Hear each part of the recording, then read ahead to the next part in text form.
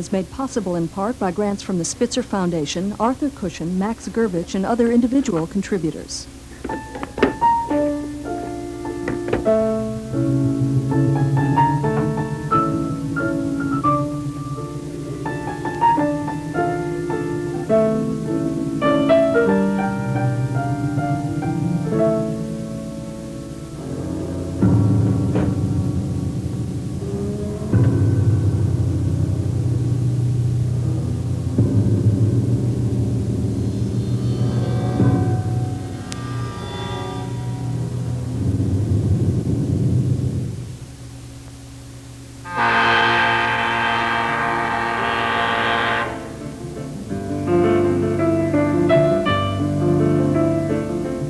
Seattle, Washington, spring 1985. A typical workday.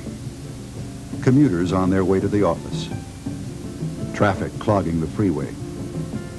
Kids arriving at school. Shops and businesses opening for the day's trade. It all seems reassuringly routine. But it had seemed that way in Lodz, Poland before the war. Bronca Cohn had been a schoolgirl then. She remembers what happened when the German soldiers came. No one had imagined how bad it would finally get. Chuck Ellington is one of the few Americans who knows. He saw it firsthand. Ellington's army unit liberated the Nazi concentration camp of Mauthausen, the same camp where the young Bronca Cohn was a prisoner. Chuck and Bronca now live in Seattle. Until recently, neither has been able to speak about what happened at Mauthausen. The memories were too painful. Then one day, the two of them met at a very special reunion. And this reunion has changed both of their lives. This is the story of what happened, of the past and the present. It is a story of brutality and pain, but also a story of friendship and hope.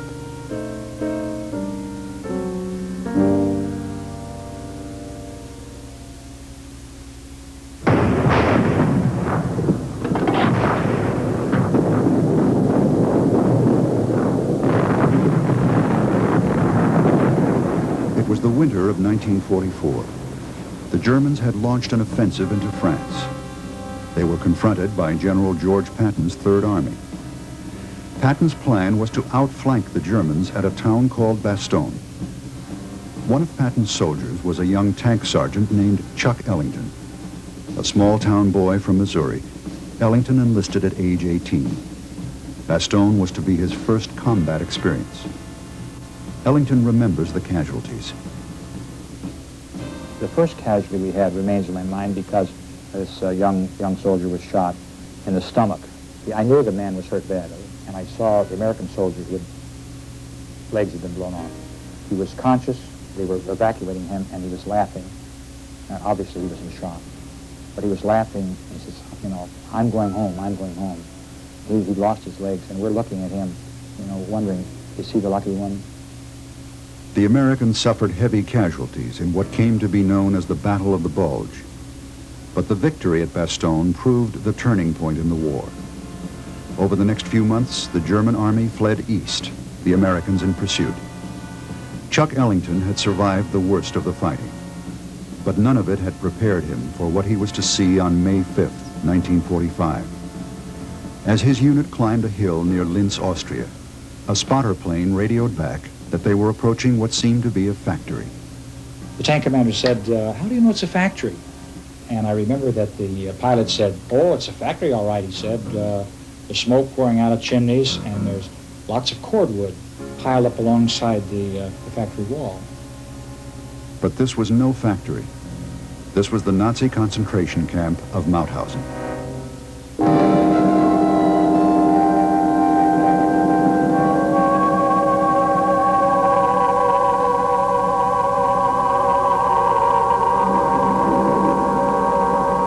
The smoke coming out of the chimneys was not the smoke of factory work. It was smoke from the crematories where they were burning human bodies. And it wasn't cordwood, of course, piled alongside the wall. They were naked, corpse wretched. One person counted 500 bodies piled on top of each other against one long sweep of the wall.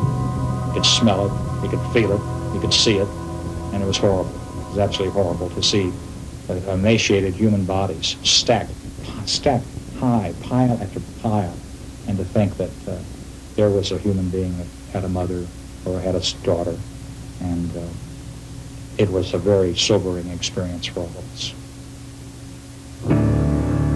The bodies of those still alive were a testimony to human misery. These were human bodies that hadn't been bathed in years, and they were people that had rotting flesh on them, or had broken bones, or who had lived in their own filth. Those who were able to crowded around the Americans, begging for food. The GIs gave out what they had, not realizing this was a mistake.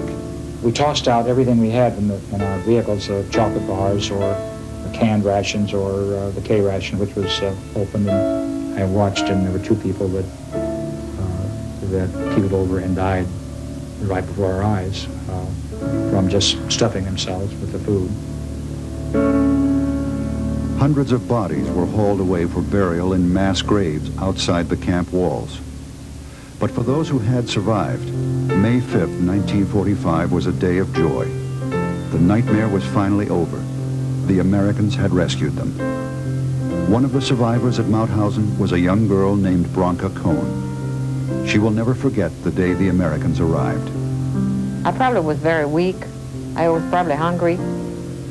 I was probably dirty. I don't remember any of these things. I just remember the beautiful American soldiers. And I remember the feeling of freedom, of being able to go out through the gates. They shut the gates, they opened them, and I knew I could eat something. I knew I could go out. Nobody would hit me. Nobody would make me do things. And I would be free. Bronca Cohn survived, but many she had known did not. It had all begun many years earlier in Lodz, Poland. Bronca's father was a textile manufacturer. Life was good. The family was educated, middle class.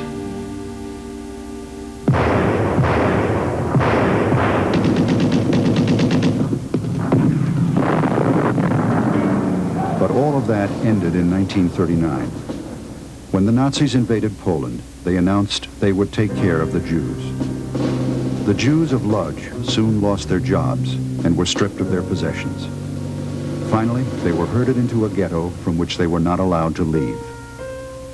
Bronca's father was interrogated, tortured, and then forced to sweep the streets, a changed man.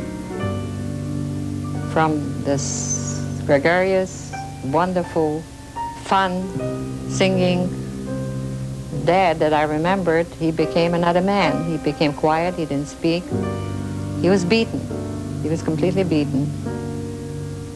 The Cohn family was devastated. Bronca's mother contracted typhus. Bronca was left to support the family by weaving rugs from leftover scraps of cloth. Bronca and her sister foraged for food wherever they could get it. Some months later, Bronca's mother died, one of the 40,000 who perished from disease and starvation in the Lodz ghetto. As the months wore on, the Nazis began taking people away. Bronca feared that one day it would be her. Seeing the Germans coming, hearing the boots, you had that fear. I did. I always had this fear. It happened in the spring of 1944. Bronca, her sister, and her father were herded into boxcars. They were headed for Auschwitz.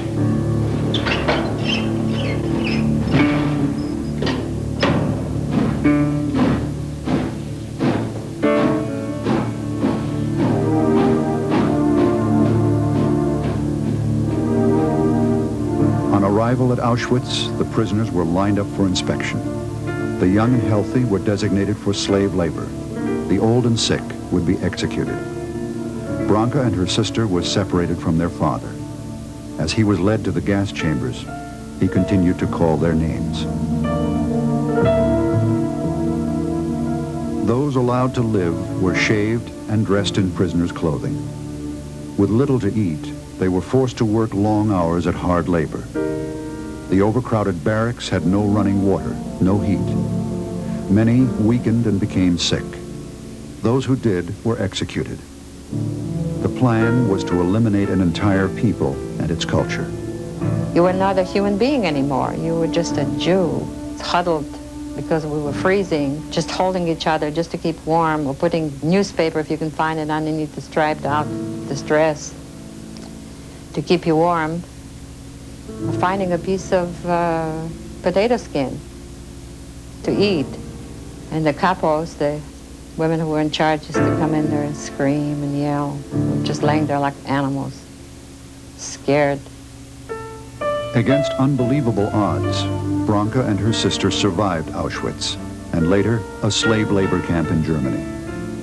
By the spring of 1945, they had been transferred to Mauthausen. They were there only a few weeks before the Americans arrived. How is that? That's wonderful. Where does that fit? Branca's life today is very much a contrast with her past. The owner of a fashionable women's clothing store, she dresses well and appears confident. Customers would see no sign of what she had been through. But beneath all of this, there are feelings that will not go away. Though Branca never speaks of her childhood, much of her life is an effort to compensate. Inside, I have fears. I always have fears because I always worried what will happen if it happens again. My store has to be the best. I have to be the most polite. My child has to be, everything has to be perfect almost to prove that even though I'm Jewish, I'm okay. If you'd like to help me, let me give you some, hey, let me just see what you're using. I'll tell you the ingredients. Branca's younger sister, Genya, now lives in New Jersey, but she often visits Branca in Seattle. Though the two women are very close, they are also different. Branca has attempted to forget the past, devoting herself almost exclusively to work. Genya doesn't work outside the home, but unlike Branca, she willingly recalls what they went through together. Arriving in Auschwitz, I remembered waiting for Dr. Mengele to examine us. When he came, this is how he examined us. He pinched, they were all young girls, he pinched the nipples, he squeezed the nipples, and with his boot, he would punch you in the stomach. That was the examination. And when we went to the shower, they shaved us, and I turned around, and she was such a beautiful girl, and all of a sudden, 2,000 women looked exactly the same way. Genya's descriptions are disturbing to Branca and often provoke nightmares. In my subconscious, I can't forget it. I can't forget the feeling of being so helpless and being so left without any pride, without any dignity. Nothing. And so to me, this still bothers me a lot. So I try in my waking hours, try not to think about it at all. The will to live depended on blocking out what was painful. There were women who jumped against the electric wires when they saw the children taken. And they knew they were going to die because those were electric wires. And so you just felt like, okay, that's it. That'll be the end. And so you kick or you hit or do something to a German, let them kill you. That's it. You don't care anymore. But then you start thinking, yes, you got to see the end of it. You've got to see this end. And I think that was one of the things that kept me alive. I couldn't possibly tell you how much she means to me. More, she always comes first before even me. That's about it. That's my sister.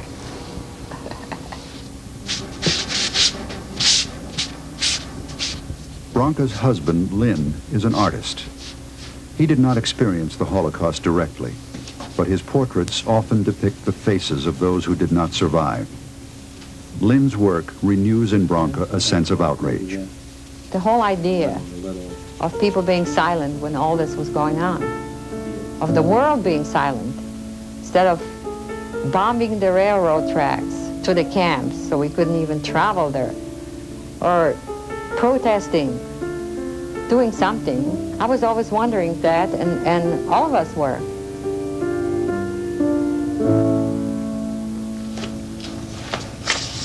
Here's the dead. Here's the casualties. Page after page. Killed in action. Chuck Ellington had also been haunted by his memories. After the war, Chuck's thoughts kept returning to Mauthausen. There were too many unanswered questions. How could the execution of 6 million people have been allowed to happen? Who was responsible? Would they be brought to justice? In February of 1946, Ellington decided to go to the Nuremberg war crimes trials. The thing that came flooding back to me was not the snows of Bastogne that I had dug into, and I wasn't thinking about the day we crossed the Rhine River on a pontoon bridge, and I didn't think of the afternoon we smashed the Siegfried Line. All I could think of was that stench and the smell of the death camp in Mauthausen, and that these people, had been involved, had run it, they had done it. One by one, those responsible were brought forward. A new category of criminal behavior had been defined: crimes against humanity. The guilty were sent to prison or executed. Those on trial included the infamous Krupp family, who had operated their munitions empire with slave labor from the concentration camps. American Judge William Wilkins was one of 3 judges presiding at the Krupp trial. Now retired, Judge Wilkins lives in Seattle. He and Chuck Ellington are friends. The Krupps were found guilty of slavery. Judge Wilkins' verdict included this statement, published in the transcript of the trial. Never in the history of man's inhumanity to man has any nation been guilty of such ruthless brutality as was Hitler's Germany. These offenses were committed to implement a policy of state looking to the extermination of a race or a nation. It's a big difference, kill people and to eliminate a whole race because they have a certain religion. Branca has many friends who are also survivors. Each one of them has found it difficult.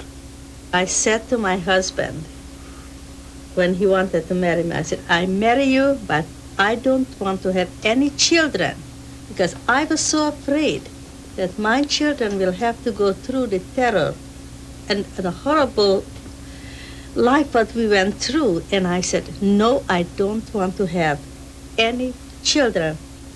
You know, whatever I have gone through in my person, all the privations and the hunger and some of the beating and the illnesses, this is all nothing. It's not important. It's not important to me at all. The only thing that is important to me is the people who were killed, and they are always with me. They were completely concentrated on killing Jews. Even though my parents are dead, I have to be alive, and I have to make something of myself so that their death will not be in vain. So this was sort of a personal thing for me. In my opinion, it's impossible to make sense of it because there was no sense to it whatsoever. It was senseless from the very beginning to the very end. Anyone who says that to be Jewish is to suffer doesn't know what he or she is talking about. To be Jewish is to suffer, yes, we have suffered, but not only that. To be Jewish is to find a response to suffering. Many Holocaust survivors speak eloquently of the lessons to be learned from what happened during the war. One of them is internationally acclaimed author Elie Wiesel. When Wiesel spoke in Seattle, Branca Cohn came to listen. And because our people have suffered so much, in so many areas, in so many lands, for so many reasons, that we have the right, the moral right, to ask of ourselves and of everybody else to curtail suffering and speak against it. All this presupposes a commitment to memory. We must remember.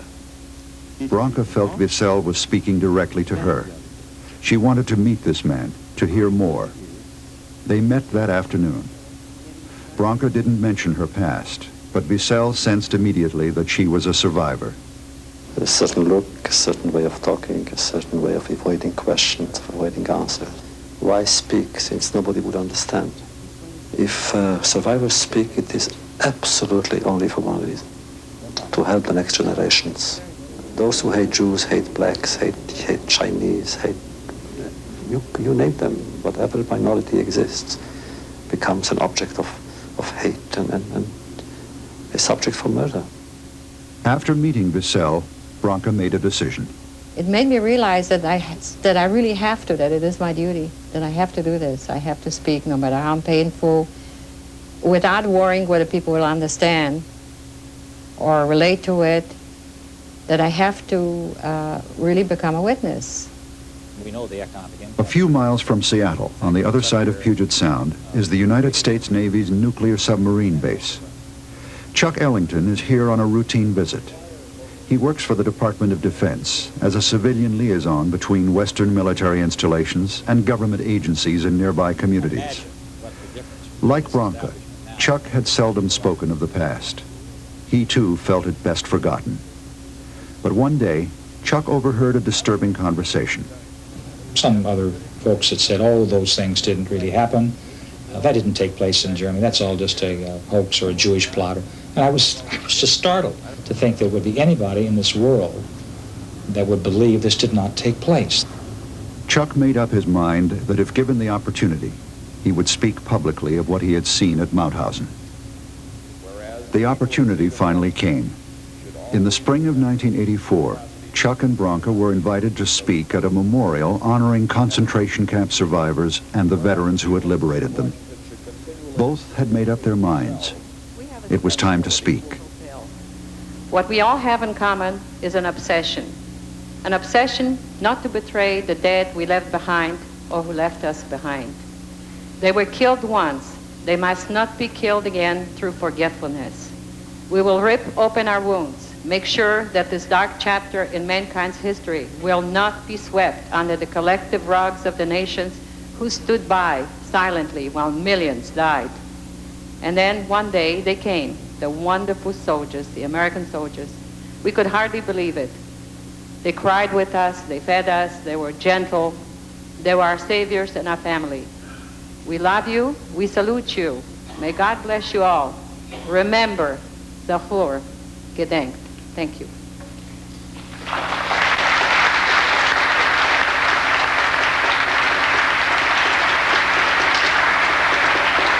These atrocities did take place. They were real. They happened. And they were horrible. The reports were not exaggerated. We know they were real. We were there. When I sat in Nuremberg that day so long ago, and I thought about Mauthausen, I knew then why we had fought. We had fought not just against cruelty that would make people of warped minds make lampshades out of human skin or carving from a woman's bones. We fought against a system that would subordinate the decency of all people to the absolute whims of a few that could not be checked by legal controls. And if we could pass one message along to the future, the liberators would say, never again should such horrors take place. Never again. Never again. Thank you, sir. As Chuck spoke, Branca realized that he had been one of the soldiers who had freed her from Mauthausen. A wave came over me of gratitude, first of all. Then I grabbed him and we kissed and hugged because we were like brother and sister. I feel like he's my brother. I love him. L'chaim. L'chaim.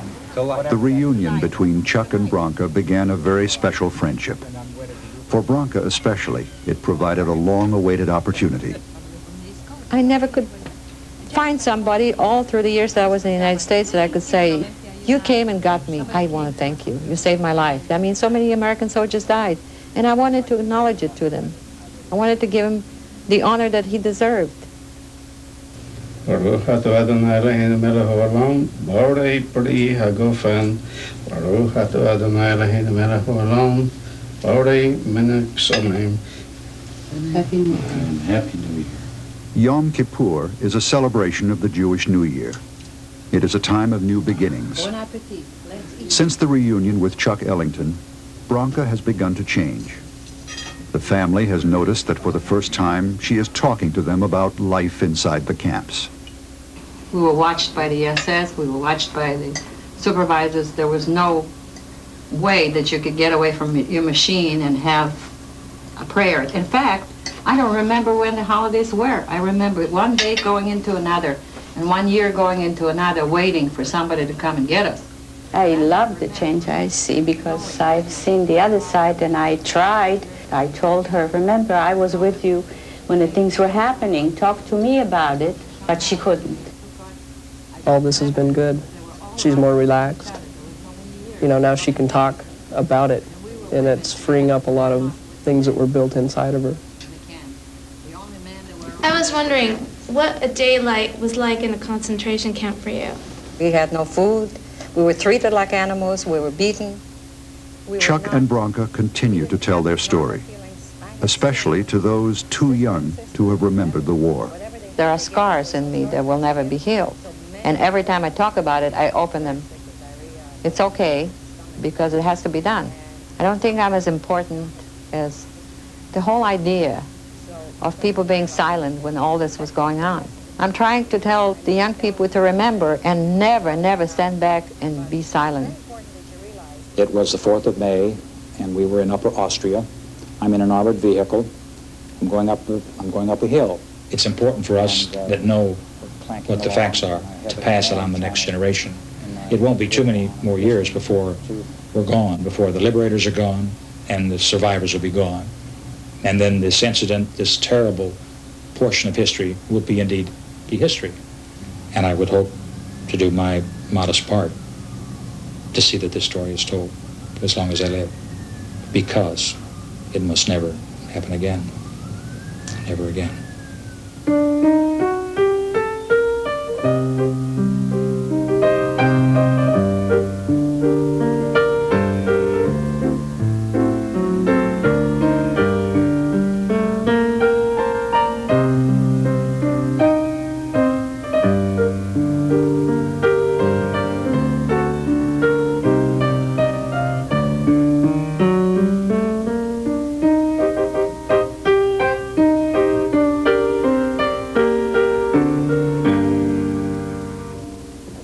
Was made possible in part by grants from the Spitzer Foundation, Arthur Cushon, Max Gervich, and other individual contributors.